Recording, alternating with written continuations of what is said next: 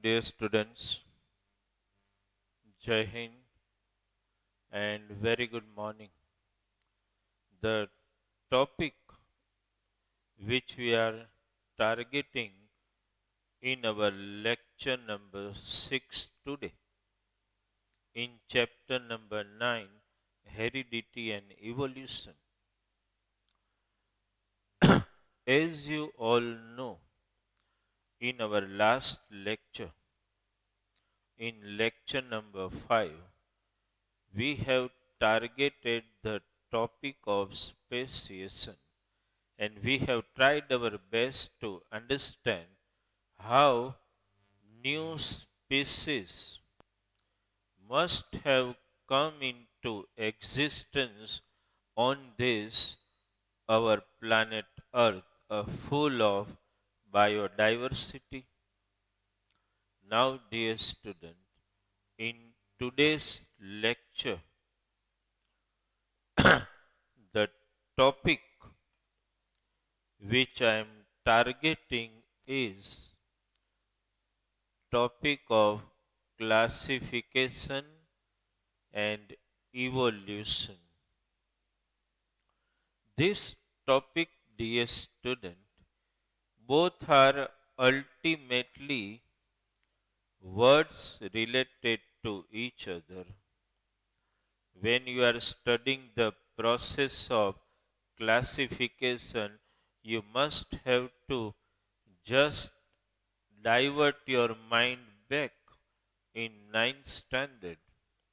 In ninth standard, you studied in detail about classification of plants and animal. At that time also the teacher must have explained you that when you want to classify animals, means classify the living world, which are those factors and which are those categories based on which you can prepare an hierarchy of animals, hierarchy of living organism, means from bottom to top. So, dear student, when you want to classify the living organism, definitely for the classification you require some base, and for all living organism existing on this earth, one particular thing is common. Cell is the basic structural and functional unit of all living organism. Understand? So if you just want to prepare the order of classification of living organism, first the basic characteristic you target is cell. Then if you want, means the bottom is cell is the basic structural and functional unit of all living organism. Now you rise little beyond that. Then comes, you will classify the living organism as prokaryotes and eukaryotes. You all know, you have studied in earlier standard, prokaryotes means living organism having no well-defined nucleus and cell organelles, as you all know. Eukaryotics means having well-designed cell, nucleus and organelles. Then if you want to up your hierarchy order, understand, you will go for living organism and classify as unicellular and multicellular. Then to up the order, you will again select one another order, that is you will classify living organism unicellular, multicellular over. Then those who are photosynthetic, those who are not. Means you will classify the living world as plants and animals. In plants also there are different categories, as you all know. Understand, you have studied in ninth standard. Understand, Thelophyta, Bryophyta, Pteridophyta, Angiosperm, Gymnosperm, etc. In animal, again you will go, dear student, as an hierarchy order if you want to prepare, as vertebrates and invertebrates. In invertebrates also further subclassification. In vertebrates also further subclassification. This is the way complete classification of living organism has been produced. Understand? And this actually, when I am talking of classification, it gives us an idea about evolutionary stages in living organism, simple cell, prokaryotes, eukaryotes, unicellular, multicellular, plant, animal, further classifications. This classification actually gives us an idea how the evolutionary changes must have taken place in living organism. Understand? And that's why some similarity are observed and some dissimilarity are observed among living organism, and that's why we are trying to trace evolutionary relationship. And for that purpose, dear student, what is actually the meaning of this particular word? Tracing evolutionary relationship means we are just trying to understand how different class of living organism are interrelated to each other, which will give us an idea about our basic root, which we all believe that we all came into existence from some common ancestors. How can we trace evolutionary relation, and how can we come to know that the process of evolution is a very long process and must have given rise to new living organism at every stage which we are observing today. And for that purpose, dear student, the fossils comes to our help. Understand, by studying the fossils available in the earth, we are able to trace evolutionary relationship between living organisms. Suppose, dear student, if some if somebody asks you a simple questions, what are fossils? You all know very well. Fossils are those impressions of the living organism which were retained in the rocks. Understand? And they remain, their impression remain uncomposed in the rocks for millions of years and become available to us when we dig the layers of the earth. You know one thing also, in many time in my lecture, lectures in this chapter, I spoke one word that nature wants us to get informed. That's why these fossil evidences are becoming available to us. Understand? Because nature rules on us and nature wants us to know that a human being will try to understand this evolutionary relationship.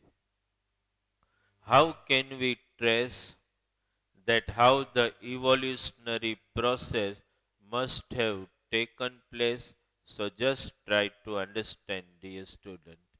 There are two methods, and I would just want to explain you the relative method which is mostly adopted. What is that? This is like if you just go digging the earth crust deeper and deeper, you will find fossils of various living organisms. May you find the fossils of vertebrates, invertebrates, reptile, plants, etc. Now, dear student, what actually the relative method says? It says that fossils which are found to the deepest layer of the earth till which we can reach are those living organisms which came into existence on the earth. Then, as you move upper and upper layer of the earth, you will come to know that different fossil impressions are found successively as you move from deeper layer of the earth to the upper layer. So, dear student, this way the fossil evidences which are available, understand.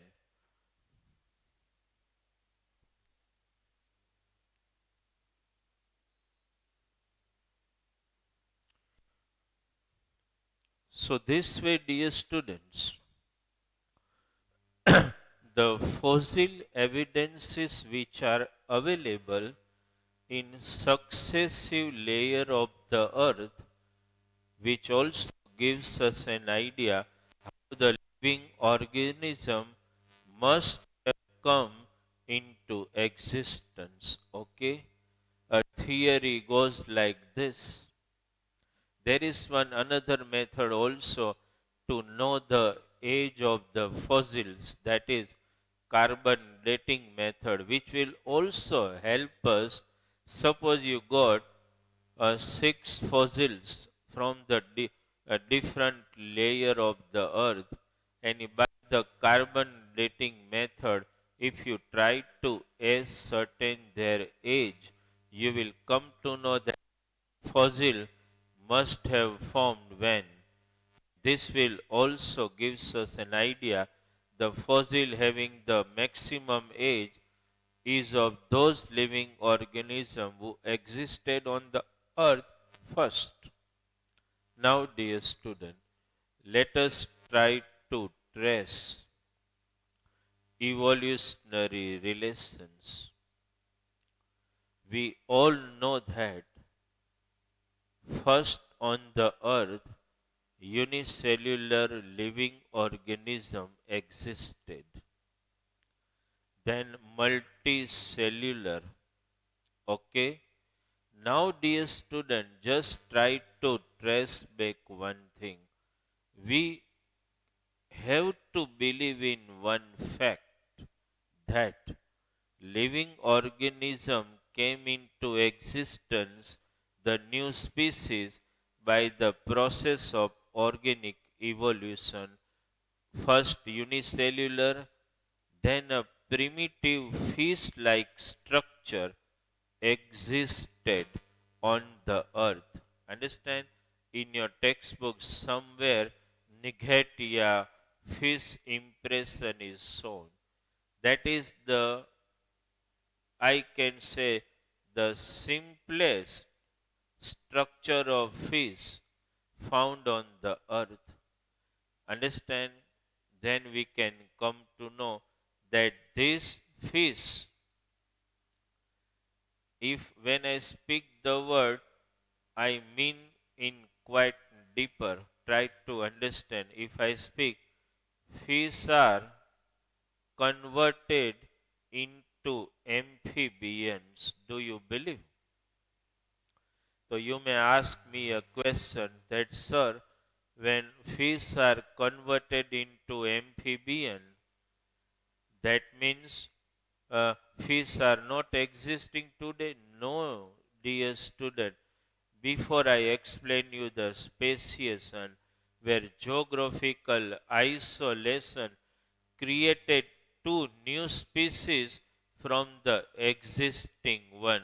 So it might have happened that some geographical isolation factor has played a role, and some fish, when I speak some, it is also a large number in the process of evolution. Some fishes, due to geographical barrier, they must have separated, and, and suppose they, by this sudden tectonic changes in the geography of the earth, understand, now those fish has to develop such adaptation in their body so that they can survive in water as well as outside the water. So this fish has developed some minor adaptation variations in their body, understand, and converted into fish which are also really we are founding today lungfish. I can say when I am explaining the relationship that fish are converted into amphibian means a new species of amphibian arose from existing species of fish. I mean to say that some variation in some fish species must have taken place. Lungfish is the best example of connecting these two groups of living organism, fish and amphibian. Why lungfish is a connecting link?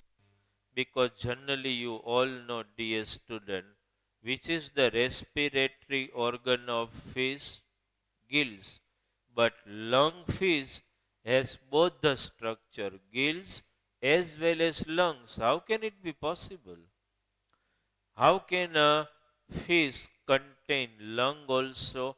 That that example of lungfish is really explaining you actually that a new species of amphibian generated from fish. I just want to show you an impression of lungfish. You see, dear student, this is lungfish. They are still found today also in real, not in fossil impression. So lungfish, understand, not only it has gills to respire, but she also possesses lungs to respire outside the water. Means the lungfish is capable to survive inside the water by taking dissolved oxygen, outside the water by taking oxygen from atmosphere. So this is actually giving us an idea that new species of amphibian must have arose from fish. It doesn't mean that the that fishes are eliminated from the earth. Mind this very well. So you must understood this. Okay. Now, dear student, tracing evolutionary relation, I want to mention one more.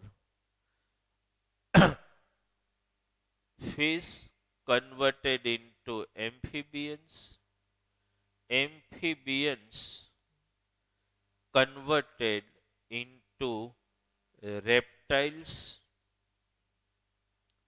Understand? Because you all know, dear student, the snakes. Snakes are found outside the water, inside the water also. And many reptiles, you know, may also exist outside the water and inside the water. They are actually, you can consider snake a connecting link between amphibians and reptile, as you all know. So you have to believe the tracing of evolutionary relationship, like fish converted into amphibians, amphibian converted into reptile, and now very important thing, dear student, reptiles were converted into birds and mammals. How can you believe? Is it possible that reptiles converted into birds and mammal? Best example of this, we all believe that dinosaurs are one of the gigantic reptile ever existed on this earth. But you must have seen in some picture also, I think Star Wars or like that, where you will see the flying dinosaurs also. So actually, dear student, reptiles are converted into birds. And is there any link like lungfish, which is a connecting link between fish and amphibian? Are there some living organism which trace and authenticize this relation that reptile converted into birds? I want to show you one more, dear student. One of the impression of the bird, which is actually by name Archaeopteryx bird. This bird has developed the wings, see. But are these wings helping it to fly? No. Wings are developed, no doubt. Understand, but these wings are not helping it. Understand, for the survival. For the flying, sorry. Actually, these wings are developed only for the purpose of one thing, that is to protect themselves in the cold weather. So, most of the reptiles have created, understand, this feathery structure under which we call wings today in birds, just for actually not for the purpose of flying, but only for the purpose of getting protection from the cold weather. So this Archaeopteryx bird is a connecting link between reptiles and bird, like it has basic structure of bird, you see. This does not look like a beak of a bird, it looks like the mouth of a dinosaur. It looks like a reptile, but you see the four-limb structure, and here is tail. All looks feathery. Means reptile were converted into birds, and Archaeopteryx bird is actually giving and authenticizing the fact that new species must have generated from existing one. At the same time, dear student, I spoke one word. Reptile means few reptile. When I speak few, large number. Mind it. Few reptile converted into birds by adopting a new structure which we call wings today. Now, few reptiles have made some changes and they got converted into mammals. Is there any connecting link between reptile and mammal? Before I go for this basic image of the animal, which is a connecting link between reptiles and mammal, I want to clarify one thing, dear students. See, what is uncommon between reptile and mammal? Reptile lay eggs, mammal lay babies. Reptile does not reptile does not possess the characteristic of maternal care to suckle their young one with their body milk, but mammal has a special characteristic feature of taking the care of the progeny and suckling it with mother suckle the young one with body milk. But one living organism is a link between mammals and reptile. It possesses one characteristic of reptile and one characteristic of mammal. I just want to show you. Can you identify these living creatures which I have shown? You must have heard its name also. Duck-billed platypus. Duck-billed. Its beak is looking like the duck. Understand? This living organism is a connecting link between reptile and mammal. Like reptile, it lays eggs, unlike mammal. But unlike reptile and like mammal, it suckles its young one with her body milk. One feature of reptile, one feature of mammal, which is actually helping us and just giving us the clue point that new living organism arose from the existing living organism, dear student.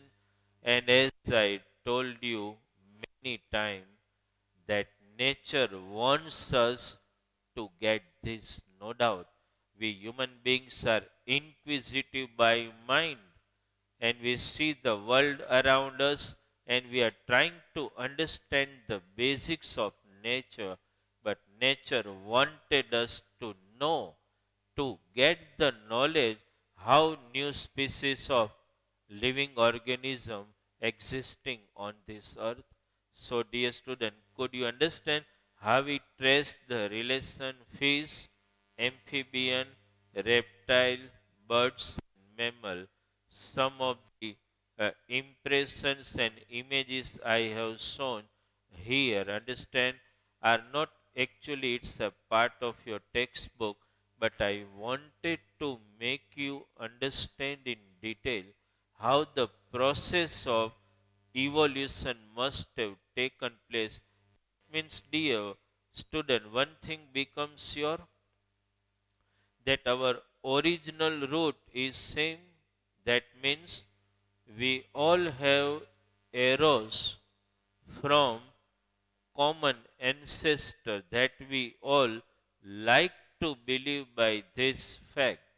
And some of the example, dear student, are still helping us to understand the fact that we all arose from common ancestor, though we are totally distinct looking living organism today. And for that, we will try to see one particular organ, dear student, homologous organ. See, dear student, just now we understood that we all arose from common ancestor. Understand? These are homologous organ. How can you define homologous organ? The organs which are similar in structure and origin but perform different functions are actually called homologous organ. I just want to see, dear students, see, this is forelimb of human. This is origin, this shoulder, okay, joint. Forelimb of lizard. Human means you can consider mammal, lizard, reptile, cat, again mammal, whale, again mammal, bat, again mammal, frog, amphibian, and bird. See, dear student, I have in textbook they have shown only four, but in the image I am showing you all organ you see.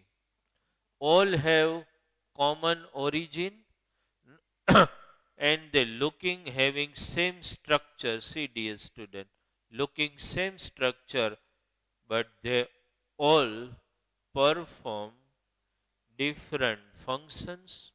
Obviously, we utilize our hand to live a better life for catching, eating, manipulating, repairing things. Lizard utilize limbs to climb the tree as well as to move, locomote, as well as to climb the wall. Cat utilized to run, whale utilized to swim about in water, bat utilize it to fly in air, frog utilize it to move about in water, bird utilize to fly. See, dear student, all these organs have similar, minutely observes, all finger looking like, see, so similar structure but different origin, a similar structure and origin but different function. This all organ existed in all vertebrates, either be mammal, birds, amphibian or reptile. That means we have come into existence from common ancestor, which actually assures the fact that the process of evolution has taken place on this earth. At the same time, dear student, I also want to show you some analogy in the organ. See, analogous organ. Do you understood this? See, just we are comparing mammal and bird. In bat, what you can see, these are fingers, okay? Means finger bone, and between that you will see a large skin fold stretching. See, this is actually the wings of a bat. Wings of a bird, this basic skeletal structure is covered by feather. Both are actually wings only, dear student. Understand? But with the process of time, they are actually modified a little for performing same function. So it looks like they have different structure and origin, but they are performing the same function, that is to fly in air. So this homologous and analogous organ are actually giving us a particular idea that how we all believe in tracing evolutionary relationship and how new living organism came into existence already existing living organism. Okay, dear student, one more thing.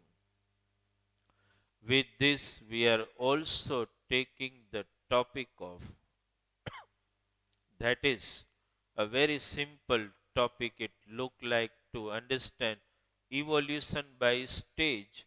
I think, dear student, evolution by stage, I also have explained you a little bit that topic. That with the passage of time, lots of adaptation come into new species of living organism, and that is actually the naturally encouraged process. Suppose, dear student, initially we all know that the aquatic life were the primary to come into existence on this earth. There made that time it happened that living organism must not be possessing eye structure, but slowly in some living organism like planaria, it develop a structure looking, which you can't call a really eye, but a rudimentary eye, looking eye structure just to sense the light. So that eye structure which developed in that planaria, understand, is eye structure is seen today in every living organism. We all possess the eye structure, but with some minor variations. Understand? In every living organism. So, do you think that it arose very fast? No. It takes a lots of time, successive stage wise, for development of the complete eye which you see today. Similarly, dear student, as I already explained you the example of Archaeopteryx bird, that is also you can say evolution by stage. That Archaeopteryx bird, understand, was actually a reptile and developed the wing-like structure, feathers, just for protecting themselves against the cold environment. But that feathery structure has slowly, stage to stage, given different living organism capacity to fly in air. So that is also the best example of evolution by stages. And nowadays, dear student, after your 10th, you will study in 11, 12, and you may go for biogenetic engineering, which is such a vast concept. Understand that no doubt the process of evolution is no doubt governed and ruled by the nature. But is it not possible that human intervention may also play an important role in developing various new species of plants and animals? Yes, evolution by stage is also possible by human intervention also. You will see, my dear student, so many breeds of dog which were not originally in existence. So that's the gift of biotechnology, genetic engineering, which actually became possible by human intervention. You will see so many varieties of watermelon available in the market. You will see the seedless apple available in the market. What is that? Do they came into existence, understand, in our lifetime by the process of natural selection? No, dear student. Any environmental factor? No, student. It actually came into existence by human intervention in that. One I mention in your textbook, I just want to show you the image. See, dear student, wild cabbage actually the original plant. So many varieties has been produced from this original wild cabbage plants, which also were originally a feeding for the human. Understand, we used to eat, understand, not the complete wild cabbage, but the closed leaves part, understand, of that. Now, from that, by selecting different parts of the wild cabbage, suppose I cut some part and I grow it, at one experiment it may not be possible because it is a process of genetic engineering. But by growing different parts of the wild cabbage, so many varieties cabbage, just by growing the terminal bud part. Cabbage is developed, understand, which we are eating today as a vegetable. Then just from the wild cabbage, they selected the flower cluster and they grow a new crop that we call cauliflower. Understand? Then from this wild cabbage, just by arresting, means not allowing the flower to complete totally, understand, they develop a broccoli. You say, have you, dear students, seen cauliflower and broccoli looking similar? But cauliflower flower is a complete development of the flower, and this is the arrested flower development. Similarly, by just growing the large leaves, they develop a new product, kale. At the same time, just from the stem, they develop kohlrabi. So many products are actually existing today. Understand?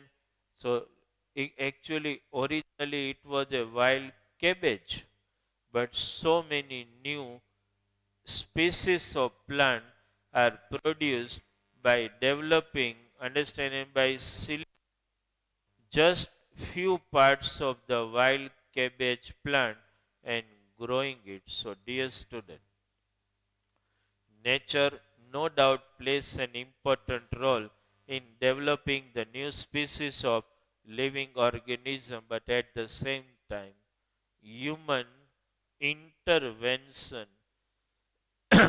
can also play a very important role in developing new species of living organism, be it plants or animals. So this is, my dear student, a topic of evolution, understand, by stages.